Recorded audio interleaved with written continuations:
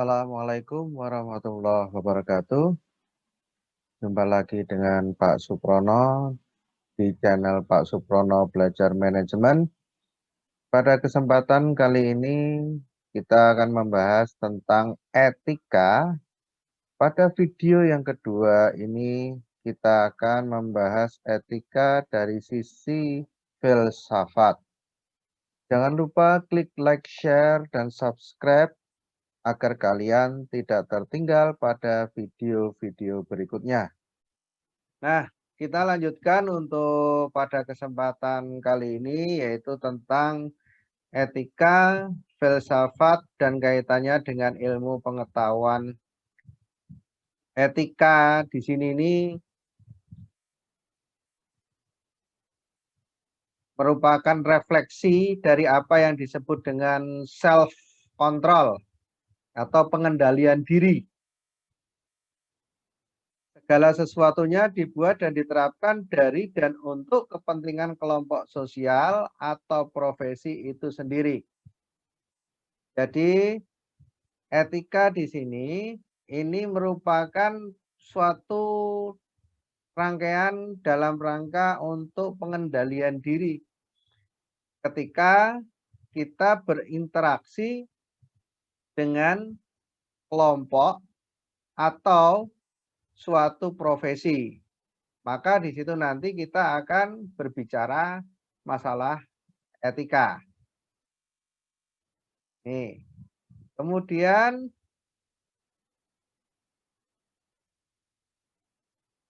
perkataan etika itu identik dengan perkataan moral, karena moral menyangkut akhlak manusia. Misalkan perbuatan seseorang dikatakan melanggar nilai-nilai moral, dapat diartikan pula bahwa perbuatan tersebut melanggar nilai-nilai dan norma-norma etis yang berlaku di masyarakat. Jadi etika ini juga dikaitkan dengan moral. Kalau berbicara masalah moral itu pasti tidak akan lepas dari yang namanya agama. Jadi ketika berbicara orang itu dikatakan beretika atau tidak, itu pasti larinya nanti ke agama. Bagaimana agama itu memandang sesuatu terhadap perilaku seseorang. Maka di situ dikatakan yang namanya etika ini pasti berkaitan dengan akhlak. Akhlak itu perilaku. Kata-kata akhlak itu adopsi dari istilah agama yang mengacu pada perilaku-perilaku yang sesuai dengan ketentuan-ketentuan atau kaidah-kaidah agama. Jadi kalau itu tidak ada di dalam agama, ya berarti di situ dianggap sesuatu perilaku yang wajar. Tapi kalau di agama melarang, maka dikatakan itu tidak etis, tidak beretika. Nah, etika di dalam kehidupan keseharian itu adalah sesuatu yang tidak bisa dilepaskan apalagi dengan perkembangan kehidupan sosial ekonomi budaya dan teknologi yang mendorong munculnya gejala-gejala moral yang fenomenal. Nah, jadi di sini etika dalam kehidupan sehari-hari, ini tidak bisa lepas dari perkembangan kehidupan sosial ekonomi, budaya, dan teknologi. Contoh sekarang, misalkan ya, sekarang ini baru tren, baru booming, yang namanya aplikasi TikTok. Aplikasi TikTok itu kalau isinya sesuatu hal yang wajar, itu mungkin merupakan sesuatu hal, mungkin kreasi seni dan sebagainya. Tapi ketika diisi sesuatu hal yang negatif, nah ini tantangan dalam etika. Contoh yang barusan beredar itu ya, TikTok porno, itu kan ada. Yang melakukan TikTok tidak, tetapi di belakangnya melakukan kegiatan pornografi. Itu adalah juga melanggar etika. Dalam dunia bisnis profesional, etika itu merupakan prinsip-prinsip moralitas yang mengatur dan menjadi pedoman bagi para pelaku bisnis atau para pelaku profesional atau profesi. Jadi etika ini nanti menjadi prinsip ketika seseorang melakukan kegiatan bisnis, seseorang melakukan kegiatan profesi. Ini mengacunya pada etika. Maka mengingat begitu pentingnya etika, hampir semua profesi yang ada saat ini memiliki kode etik. Nah, wujud dari implementasi profesi ini nanti adalah munculnya kode etik profesi. Yang biasanya nanti dalam bentuk peraturan tertulis, yang tentu saja nanti ada sanksi bagi pelanggarnya. Jadi nanti bentuk dari etika di dalam suatu profesi itu nanti akan larinya menjadi suatu, yaitu tadi menjadi suatu hukum atau menjadi suatu aturan yang tertulis yang yang menjadikan orang itu harus patuh terhadap apa yang sudah ditentukan dalam profesi tersebut. Nah, sebagai dasar etika itu adalah akidah. Nah, akidah ini nanti akan memvalidasi keimanan seseorang. Dan nanti ini menjadikan motif di dalam berperilaku etis. Jadi kuncinya itu ada di akidah. Berarti bisa dikatakan orang yang tidak memiliki etika itu tidak memiliki agama. Karena apa? Karena sebagai basic etika itu adalah akidah. Karena agama itu akan menyuruh umatnya itu untuk berperilaku sesuai dengan apa yang telah dituntunkan oleh agama. Makanya di sini akidah ini nanti merupakan bentuknya nanti adalah perilaku etik ini adalah larinya ke akidah. Larinya ke akidah. Jadi untuk membentuk sesuatu perilaku etika itu kita menggunakan agama. Ketika agama dikesampingkan, ya etika tidak pernah ada. Jadi tidak model ya, tidak model apa istilahnya itu ada istilah kalau dalam waktu saya kecil dulu itu STMJ ya, sholat terus maksiat jalan. Nah, ini tidak ada. Jadi ketika berbicara masalah akidah, berbicara masalah agama, berbicara masalah keyakinan, nanti implementasinya atau wujudnya adalah perilaku etis. Perilakunya etis. Nih. Nah, etika itu dapat dibedakan menjadi 3 macam. Etika sebagai ilmu yang merupakan kumpulan tentang kebajikan, tentang penilaian perbuatan seseorang. Lalu yang kedua adalah etika dalam arti perbuatan. Berarti perbuatan tentang sesuatu kebajikan. Dan yang ketiga, etika sebagai filsafat atau filosofi yang mempelajari pandangan-pandangan, persoalan-persoalan yang berhubungan dengan masalah kesusilaan. Jadi kalau berbicara masalah etika, di sini nanti ada 3 sisi, 3 macam. Ada 3 macam yaitu sebagai ilmu, sebagai perbuatan, sama sebagai filosofi. Ini. Nah, etika ini bagian dari filsafat atau filosofi, di mana filosofi ini bagian dari ilmu pengetahuan. Sehingga kalau berbicara etika tidak akan pernah lepas dari filosofi dan ilmu pengetahuan. Nah, filosofi ini biasanya yang mengembangkan siapa? Filosofi itu yang mengembangkan adalah agama. Jadi ketika berbicara etika pasti bicaranya juga agama. Nih, jadi kandungan itu ada di agama.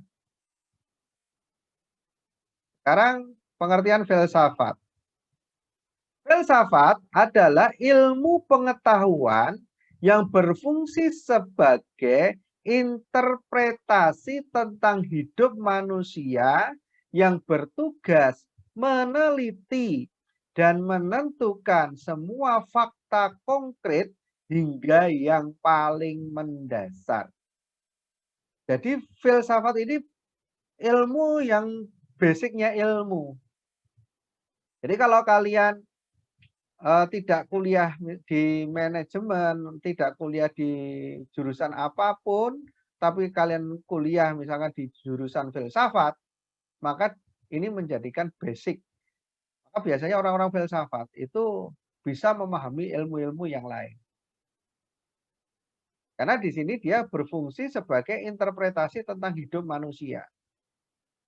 Nah, nanti di sini secara filosofi ini nanti akan dikaji secara konkret yang paling mendasar tentang hidup manusia.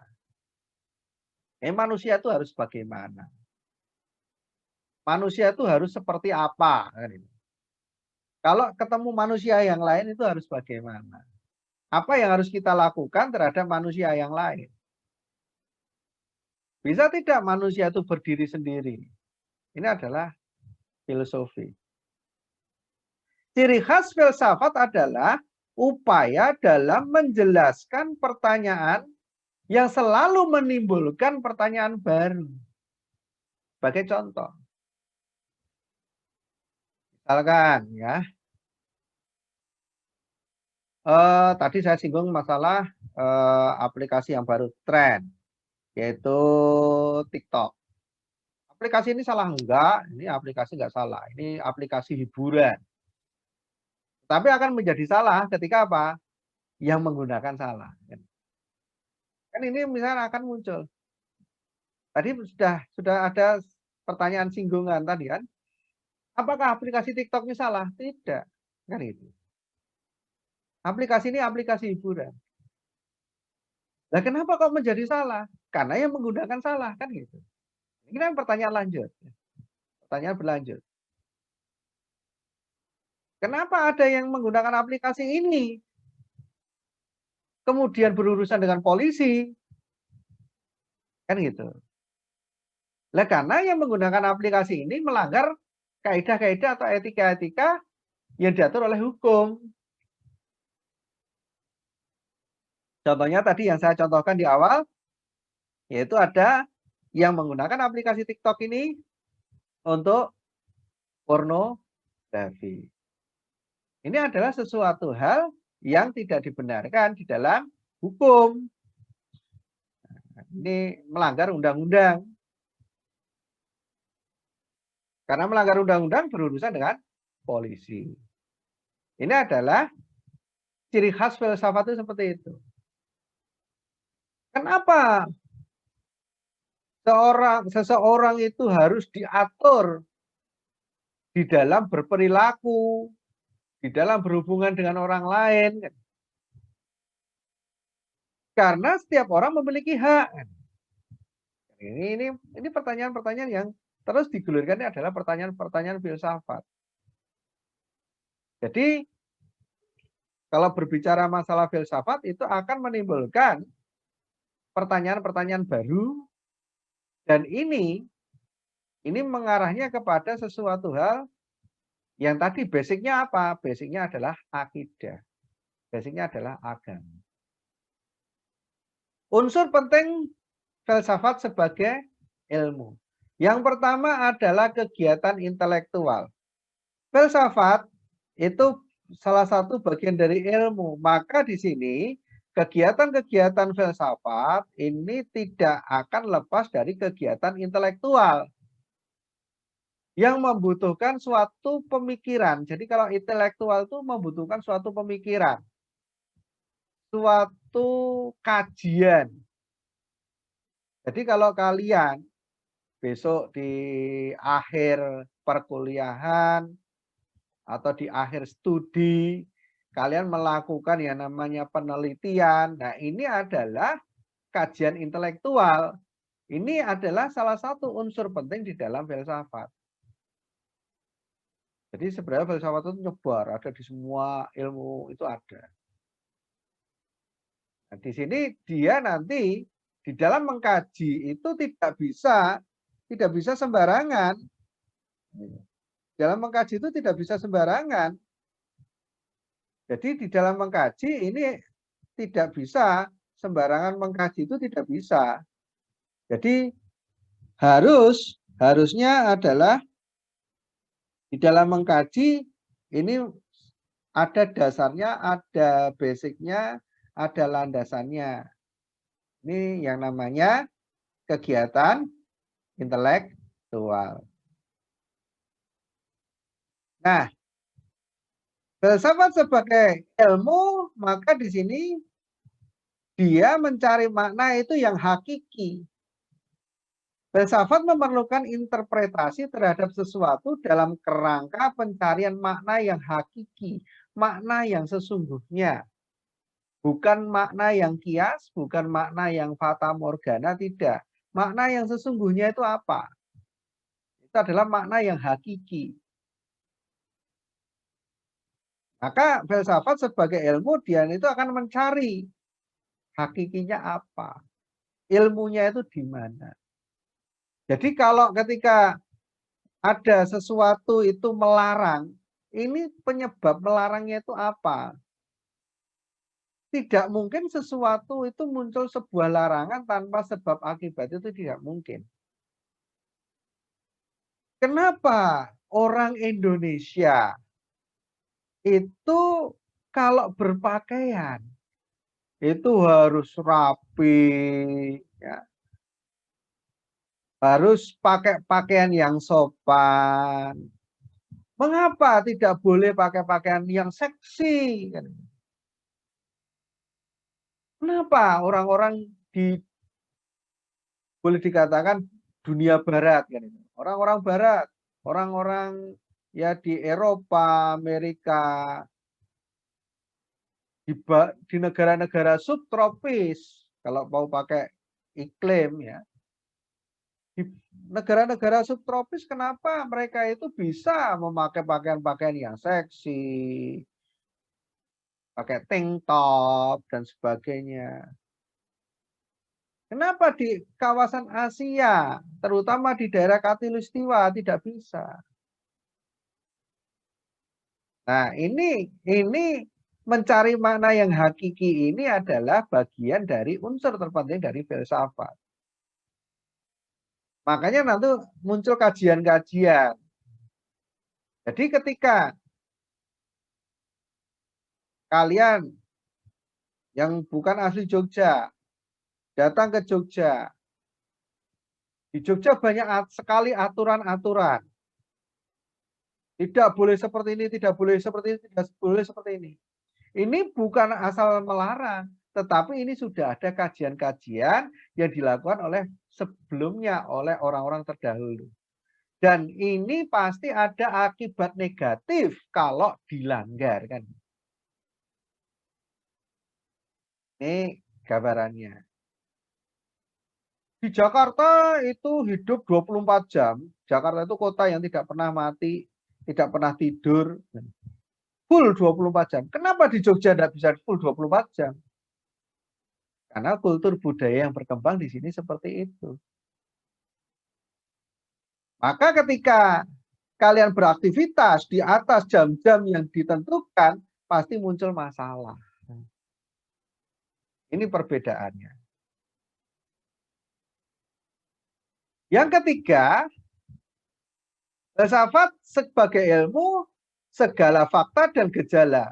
Bahwa objek dari kegiatan filsafat adalah fakta dan gejala yang terjadi secara nyata. Jadi filsafat ini menyajikan itu dalam bentuk objek yang nyata. Atau kalau itu masih gejala, maka gejala-gejala yang terjadi secara nyata. Contohnya sekarang ini Jogja itu kalau ke arah utara, ini seharusnya ke arah utara itu seharusnya semakin dingin. Tetapi malah ke arah utara itu semakin panas. Kenapa? Fakta yang terjadi apa kan itu? Fakta yang terjadi ternyata Gunung Merapi sedang bergejolak. Awan panas itu mulai menyembur keluar dari kubah Merapi. Sehingga mempengaruhi iklim atau cuaca yang ada di Yogyakarta. Seharusnya kalau Jogja itu ke utara itu semakin dingin karena semakin tinggi. Nah ini. Lalu yang keempat, filsafat sebagai bagian dari ilmu dengan cara refleksi, metodis dan sistematis. Jadi filsafat ini memerlukan suatu metode dalam kegiatan serta membutuhkan prosedur-prosedur yang sistematis yang digunakan untuk mengkaji suatu hal yang perlu dikaji atau perlu diteliti lebih lanjut. Jadi di sini filsafat nanti itu mengkajinya dengan metode-metode yang sistematis. Ini adalah filsafat sebagai ilmu itu seperti itu. Dan itu nanti harus bisa direfleksikan. Apa yang telah prosedur-prosedur yang telah dihasilkan secara sistematis. Yang kelima, filsafat sebagai bagian dari ilmu adalah untuk kebahagiaan manusia. Tujuan akhir filsafat sebagai sebuah ilmu adalah untuk kebahagiaan umat manusia. Kok bisa? Karena apa? Apa yang dituangkan oleh filsafat, apa yang dituangkan oleh filsafat sebagai ilmu itu sudah dikaji secara matang, dikaji secara empiris, dikaji secara terstruktural dari gejala-gejala yang berkembang secara nyata. Ini adalah filsafat sebagai ilmu. Etika merupakan bagian dari filsafat, yaitu filsafat moral. Jadi etika itu merupakan filsafat moral. Dalam konteks etika sebagai filsafat dan ilmu pengetahuan perlu dilakukan pemisahan antara etika dan moral. Jadi nanti dalam konteks filsafat dan ilmu pengetahuan, jadi etika itu bisa konteksnya filsafat dan ilmu pengetahuan, di sini perlu dilakukan pemisahan antara etika dan moral. Ini. Jadi etika ini juga merupakan sebagai ilmu pengetahuan. Jadi nanti etika itu di satu sisi itu dipisahkan antara etika dan moral, tapi nanti di sisi lain etika itu sama dengan moral. Jadi ada etika berdiri sendiri, ada etika ini bergabung dengan moral. Etika yang ketika dia berdiri sendiri ini adalah etika sebagai ilmu pengetahuan. Berarti ada etika yang tidak mengadopsi dari kehidupan beragama. Yaitu etika yang dikembangkan oleh manusia yang belum diatur secara agama. Boleh, boleh. Gitu. Karena agama itu ada istilahnya garis ke atas, ada garis horizontal. Nih, jadi ada hubungan manusia dengan Tuhan, ada hubungan manusia dengan manusia. Nah, ketika berbicara hubungan manusia dengan manusia, ini ada aturan-aturan yang diatur tersendiri oleh manusia. Nah, moral adalah objek ilmu pengetahuan tersebut. Jadi ketika etika ini sebagai ilmu pengetahuan, maka moral adalah objek dari ilmu pengetahuan tersebut. Objeknya itu adalah moral. Objeknya adalah moral. Ini adalah gambaran seperti itu. Jadi etikanya adalah ilmu pengetahuan, moral adalah objeknya. Nilai etika. Nilai etika ini harus diletakkan sebagai landasan atau dasar pertimbangan dalam setiap tingkah laku manusia termasuk kegiatan di bidang keilmuan. Jadi ketika berbicara etika di sini nilainya harus diletakkan sebagai basic atau dasar atau sebagai landasan ketika kita melakukan suatu kegiatan keilmuan. Jadi ketika kita itu melakukan studi itu kita juga harus pakai landasan etika. Kita tidak bisa mengesampingkan itu. Misalkan ini contoh nih, kita nge-zoom sekarang ya. Nge-zoom sekarang. Ini masalah keilmuan. Nah, ini etika juga kita letakkan sebagai dasarnya kan itu. Walaupun ini dari kos, walaupun dari rumah, walaupun dari tempat-tempat entah itu di mana kan gitu. Nah, ini etika juga tetap harus diletakkan. Kenapa? Ini masalah keilmuan kan. Ini adalah perilaku etika itu seperti itu. Nilai ini dimaksudkan kondisi atau kualitas suatu benda atau suatu kegiatan yang membuat eksistensinya, pemiliknya, atau upaya mengejarnya menjadi sesuatu yang diinginkan oleh individu-individu masyarakat. Nilai tidak selalu bersifat subjektif karena ia tetap mengacu pada konteks sosial yang membentuk individu dan yang pada gilirannya nanti dipengaruhi oleh individu-individu tersebut.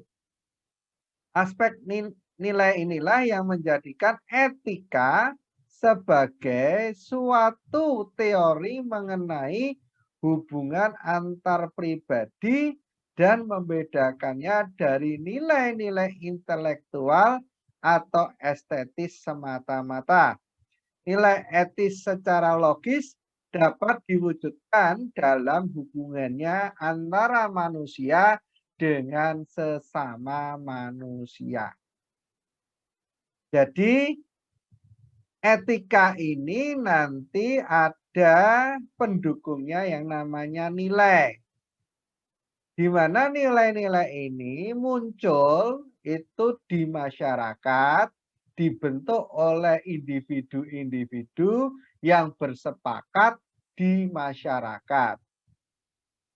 Nah, nilai-nilai inilah yang nantinya akan diwujudkan sebagai nilai etis kalau itu berhubungan dengan perilaku manusia, sehingga ketika orang itu melanggar ketentuan-ketentuan yang sudah ditentukan oleh masyarakat tersebut, maka menjadi masyarakat tersebut itu kalau melihat ada masyarakat lain yang melanggar, yang tidak sesuai dengan nilai-nilai tersebut, pasti akan dikatakan tidak beretika. Jadi itu sudah ada nilai-nilai. Dan nilai-nilai ini yang mengembangkan masyarakat itu sendiri. Dan antara masyarakat yang satu dengan masyarakat yang lain itu berbeda-beda. Masyarakat yang satu dengan masyarakat yang lain itu berbeda-beda. Jadi contoh secara real di daerah istimewa Yogyakarta ini ada 5 daerah tingkat 2. Kota-Madya, Sleman, Bantul, Gunung Kidul, Kulon Progo, ini semuanya memiliki nilai-nilai yang berkembang di masing-masing masyarakat. Dan itu menjadi suatu kesepakatan di dalam masyarakat tersebut. Etika ini menjadi refleksi. Jadi etika ini menjadi refleksi dari apa yang disebut dengan self-control, karena segala sesuatu dibuat dan diterapkan dari dan untuk kepentingan kelompok sosial atau profesi itu sendiri. Jadi di sini etika adalah refleksi dari apa yang disebut self-control, karena segala sesuatunya dibuat dan diterapkan dari dan untuk kepentingan kelompok sosial itu sendiri. Perkataan etika identik dengan perkataan moral. Demikianlah video pembelajaran etika pada video yang kedua kali ini. Kita bertemu pada video selanjutnya. Jangan lupa klik like, share, dan subscribe agar kalian tidak tertinggal pada video-video berikutnya. Akhirul kalam, wabillahi taufiq wal hidayah. Assalamualaikum warahmatullahi wabarakatuh.